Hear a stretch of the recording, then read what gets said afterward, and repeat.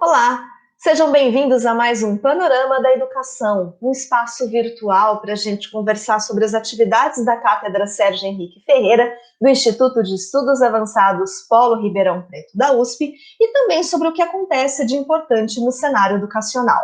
E quem está com a gente mais uma vez é o titular da nossa cátedra, o professor Mozar Neves Ramos.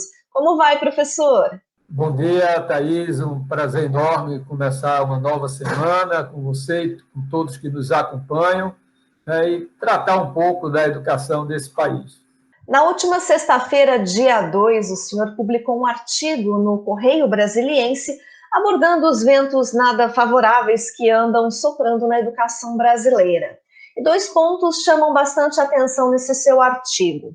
O primeiro deles é um estudo do Banco Mundial que foi citado numa matéria da jornalista Renata Cafardo, do Estadão.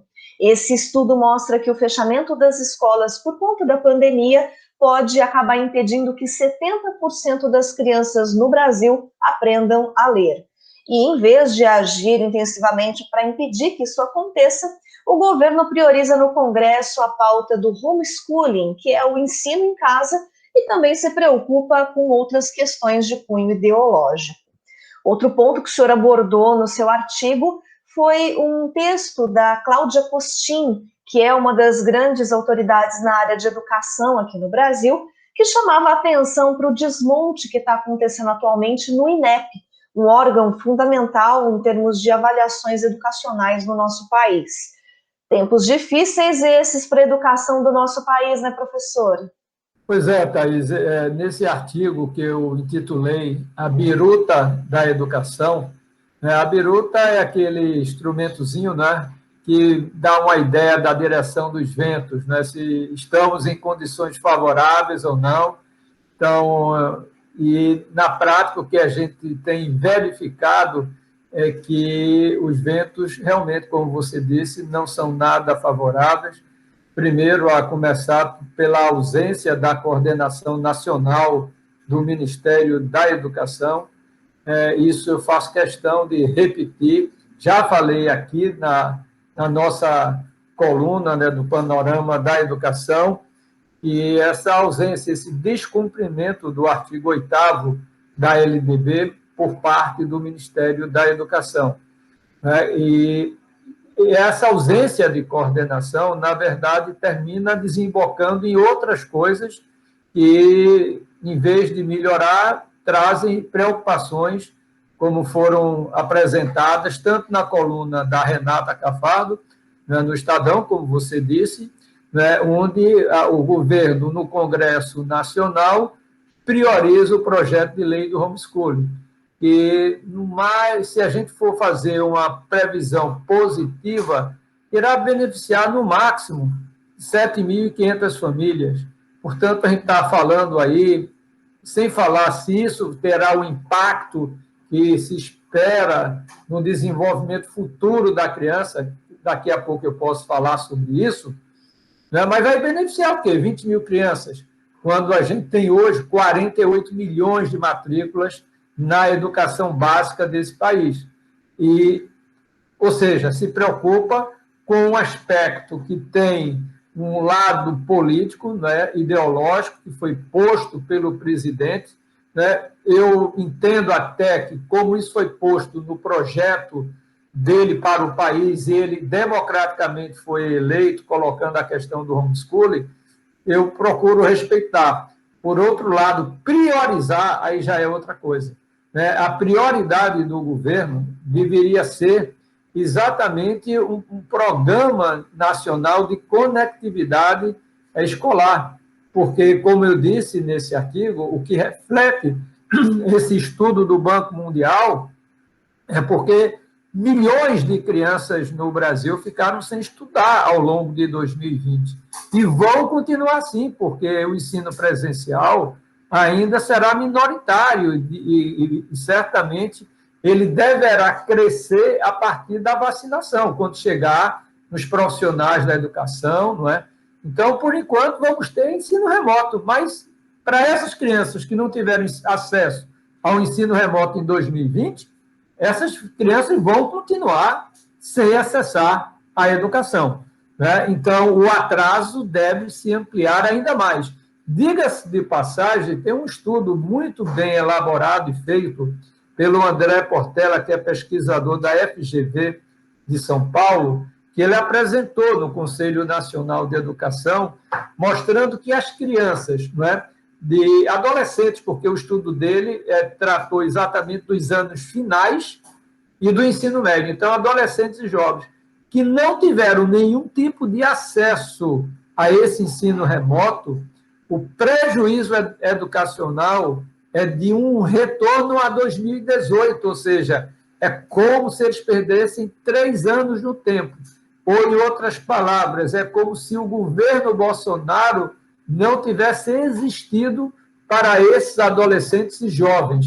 Então, o governo deveria estar preocupado, não era em priorizar o homeschooling, mas priorizar o acesso a essas crianças ao ensino remoto, porque ele será ainda majoritário em 2021.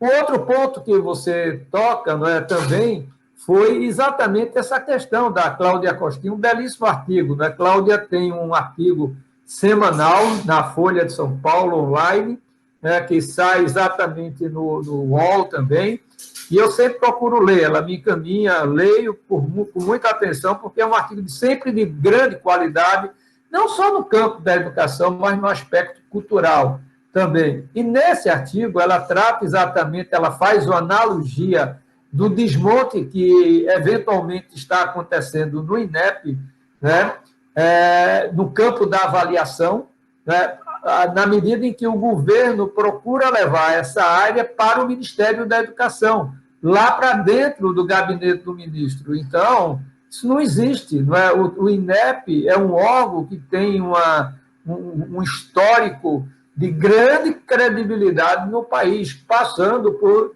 dezenas, digo dezenas, mas por muitos governos, né? Governos de bandeiras políticas diferentes, né? Mas sempre se mantendo, né, firme na questão das questões técnicas, né, na tecnicidade da avaliação. Por isso tem credibilidade. Né? Então, agora, essa iniciativa do MEC de tentar fazer essa mudança lá para o gabinete do ministro, isso nos preocupa muito. Né? Eu acho que o governo sentiu, né, essa repercussão negativa no campo da educação, tanto que emitiu uma nota agora, no final da semana, falando dessa questão, dizendo que não era isso, mas sim porque havia contratado consultores. Enfim, a mim não me convenceu a nota, não é uma desculpa que não condiz com a verdadeira intenção. Né? Há uma clara intenção da área da alfabetização do MEC de ter um maior controle nessa questão da avaliação, principalmente em decorrência da própria BNCC. Então, há outros parâmetros em jogo aí, dentro desse processo em relação ao INEP, e que a comunidade deve ficar atenta para defender o INEP, que é um patrimônio nacional da educação.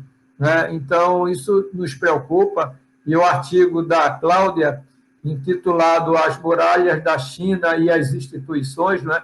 O desmonte no INEP, né? Foi um artigo muito bem elaborado e que merece toda a nossa atenção.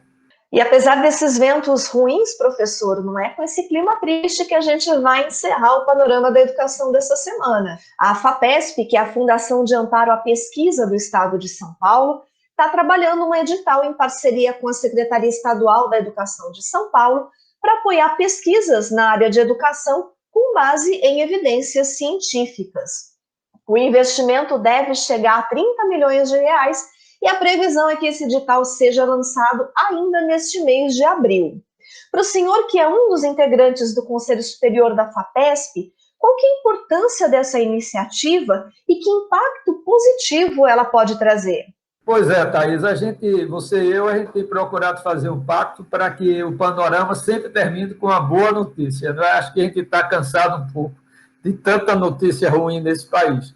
Então, eu acho que essa iniciativa da FAPESP, liderada pelo presidente Zago, né, que grande reitor que foi da Universidade de São Paulo, e agora presidindo a FAPESP, né, com a visão, a sensibilidade que ele tem pela causa da educação básica, né, ele mobilizou o Conselho Superior, o Conselho Técnico Administrativo, na construção desse edital, que já tem 2, 3 meses de muito trabalho, né, envolvendo as equipes técnicas e científicas, tanto da FAPESP, como também da Secretaria da Educação do Estado de São Paulo. E eu represento, né, eu estou representando ali 2 chapéus aí nesse processo aí, porque eu fui do Conselho de Gestão da Educação de São Paulo durante 2 anos, presidi esse conselho, e sou do Conselho Superior da FAPESP. Então, eu procurei fazer um pouco a ponte aí para esse edital, né, já está praticamente pronto, né, e deve ser lançado agora em abril. Então, é muito importante que as nossas universidades, a nossa USP aí de Ribeirão Preto, os grupos de pesquisa, né, como o LEPES, por exemplo, que faz um trabalho fantástico no campo da educação básica, né? Então, eu acho que vai ser uma bela oportunidade de construir pontes entre o ensino superior e a educação básica. Então, como você disse, é um edital que deve girar em torno de 30 milhões de reais para apoiar pesquisas com base em evidências científicas na pesquisa da educação, né? E com foco, né, em vários eixos da educação, principalmente no campo da aprendizagem escolar, da gestão, da implementação da Base Nacional Comum Curricular, ou seja, estudos e pesquisas que mostrem caminhos, né, que efetivamente apontem para a melhoria da qualidade da educação básica. E eu diria, não é só em São Paulo, porque pode haver, em cada projeto, pode ter pesquisadores de outras universidades fora do estado de São Paulo. Então, é uma maneira, mais uma vez, dessa visão sistêmica da FAPESP de integrar o Brasil, não é? E não ficar São Paulo como uma ilha isolada. É óbvio que a FAPESP é um órgão do estado de São Paulo, mas tem procurado sempre fazer pontes com as outras FAPs e universidades do Brasil. Então, é uma grande conquista aí da FAPESP, e nessa direção também o próprio presidente Zago, isso até teve alguma contribuição nossa também, de fazer pontes agora com o terceiro setor. Esse é um outro caminho, fruto dessa iniciativa. Estamos agora organizando para 29 de abril, pela manhã, uma reunião com vários institutos e fundações de empresas que estão investindo hoje na educação. Então, a ideia da FAPESP também é procurar uma maior aproximação com o terceiro setor em prol da educação básica, mas sempre focado em estudos com base em evidências científicas, em pesquisa que levem à melhoria da qualidade da educação, então, pública em nosso país. Então, é com muita alegria, como membro do Conselho Superior da FAPESP, ver, né, notar essa sensibilidade, essa liderança do presidente Zago em fazer pontes com a educação básica desse país. E é nesse clima positivo que a gente encerra o panorama da educação de hoje. Professor Mozart, muito obrigada por mais esse nosso bate-papo. Obrigado, Thaís, e desejo a você e a todos que nos acompanham uma ótima semana. E se você quer saber mais sobre o trabalho da Cátedra Sérgio Henrique Ferreira, fique de olho nas nossas redes sociais. Nós estamos presentes no Facebook, no Instagram e também no Telegram. Inscreva-se, curta, compartilhe os nossos conteúdos e também deixa lá uma mensagem falando que tema você gostaria que a gente discutisse aqui no nosso programa.